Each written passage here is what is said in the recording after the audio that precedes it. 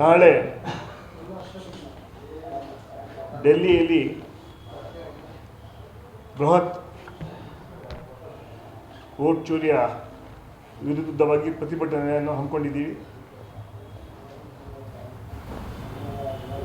ರಾಮಲೀಲಾ ಮೈದಾನದಲ್ಲಿ 1 ಗಂಟೆಗೆ ಪ್ರತಿಭಟನೆ ಸಭೆ ಅಖಿಲ ಭಾರತ ಕಾಂಗ್ರೆಸ್ ಕಮಿಟಿಯ ವತಿಯಿಂದ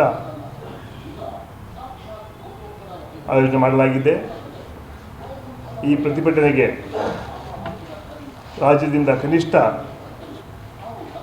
10,000 ಜನ ಹೋಗ್ತಾ ಇದ್ದಾರೆ. ರಾಜ್ಯದ ಮುಖ್ಯಮಂತ್ರಿಗಳಾದ ಸನ್ಮಾನ್ಯ ಸಿದ್ದರಾಮಯ್ಯರವರು, ಉಪಮುಖ್ಯಮಂತ್ರಿಗಳು ಹಾಗೂ ಕರ್ನಾಟಕ ಪ್ರದೇಶ ಕಾಂಗ್ರೆಸ್ ಸಮಿತಿ ಅಧ್ಯಕ್ಷರಾದ DK ಶಿವಕುಮಾರ್ ಅವರು, ಮಂತ್ರಿಮಂಡಲದ ಸದಸ್ಯರು, ಶಾಸಕರು, ಕಾರ್ಯಕರ್ತರು ಎಲ್ಲರೂ ಕೂಡ ಆ ಪ್ರತಿಭಟನೆಯಲ್ಲಿ ಭಾಗಿಯಾಗಿದ್ದಾರೆ. ವೋಟ್ ಚೋರಿ ಏನು ಭಾರತೀಯ ಜನತಾ ಪಾರ್ಟಿ ಸರ್ಕಾರ ಹಾಗೂ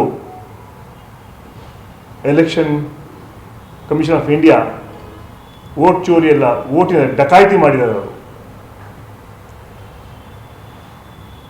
ಅದರ ಮೂಲಕ ಹಲವಾರು ರಾಜ್ಯಗಳಲ್ಲಿ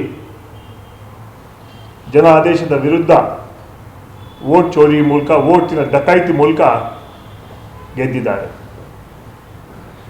ಮಹಾರಾಷ್ಟ್ರ ಇರ್ಬೋದು, ಹರಿಯಾಣ ಇರ್ಬೋದು, ಮುಂದೆ ನಡೆದಂತಹ ಚುನಾವಣೆಗಳಲ್ಲಿ ಬಿಹಾರಲ್ಲೂ ಕೂಡ ವೋಟ್ ಚೋರಿ ಮೂಲಕ ಗೆದ್ದಿದ್ದಾರೆ ಅಂತ ನಾವು ನೇರ ಆರೋಪ ಮಾಡ್ತೇವೆ. ಯಾಕಂತ ಹೇಳಿದ್ರೆ 96% ಸ್ಟ್ರೈಕ್ ರೇಟ್ BJPಗೆ ಮತ್ತು JDUಗೆ ಅಂತ ಹೇಳಿದ್ರೆ ಅದು ನಂಬಕ್ಕೆ ಸಾಧ್ಯ ಇಲ್ಲ. ನಿತೀಶ್ ಕುಮಾರ್ ಅವರಿಗೆ ಕಣ್ಣು ಕಾಣಿಸಲ್ಲ, ಕಿವಿ ಕೇಳಿಸಲ್ಲ, ಅದು ನಡೆಯೋಕ್ಕಾಗಲ್ಲ. ಯಾವ ಘನ ಕಾರ್ಯ ಮಾಡಿದಂಥ ಜನ ಇವತ್ತು ಅಷ್ಟು ಸೀಟನ್ನು ಕೊಟ್ಟು